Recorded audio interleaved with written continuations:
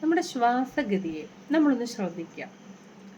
നമ്മൾ പോലും അറിയാതെ നമ്മുടെ ശ്വാസഗതിയെ ശ്രദ്ധിക്കുന്നൊരു സമയം നമ്മുടെ പൂന്തോട്ടത്തിൽ ഒരു പൂവ് വീഴും, അല്ലെങ്കിൽ ഭംഗിയുള്ളൊരു കുട്ടി, അല്ലെങ്കിൽ നമ്മുടെ കുഞ്ഞിനെ തന്നെ, അതല്ലെങ്കിൽ ഭംഗിയൊരു ചിത്രം, അല്ലെങ്കിൽ നമുക്ക് ഇഷ്ടപ്പെട്ട ഒരു സാരി, അല്ലെങ്കിൽ ഇഷ്ടപ്പെട്ടത് എന്തെങ്കിലും വിഷ്വലൈസ് ചെയ്യുക.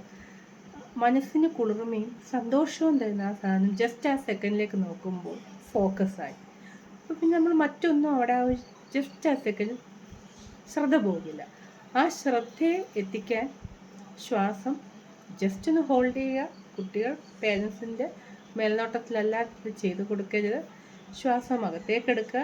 ആ അകത്തേക്ക് വരുമ്പോൾ പോസിറ്റീവ് എനർജി നമ്മുടെ ഉള്ളിലേക്ക് വരുന്നു. നമ്മുടെ ഉള്ളിലെ നെഗറ്റീവ് എനർജി അല്ലെങ്കിൽ നെഗറ്റീവ് തോട്ടിനെ നമ്മൾ പുറത്തേക്ക് വിടുന്നു. ഇത് നമ്മൾ അറിയണം.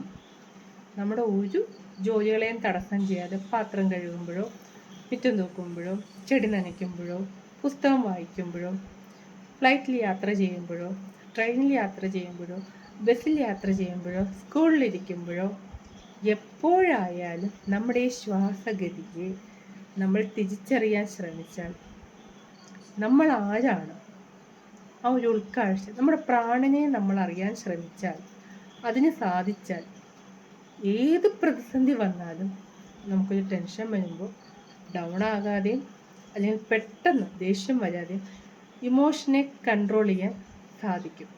നമുക്ക് ഓരോ ദിവസമായിട്ടിത് നമുക്ക് ശ്രമിച്ചു നോക്കാം. Stay positive.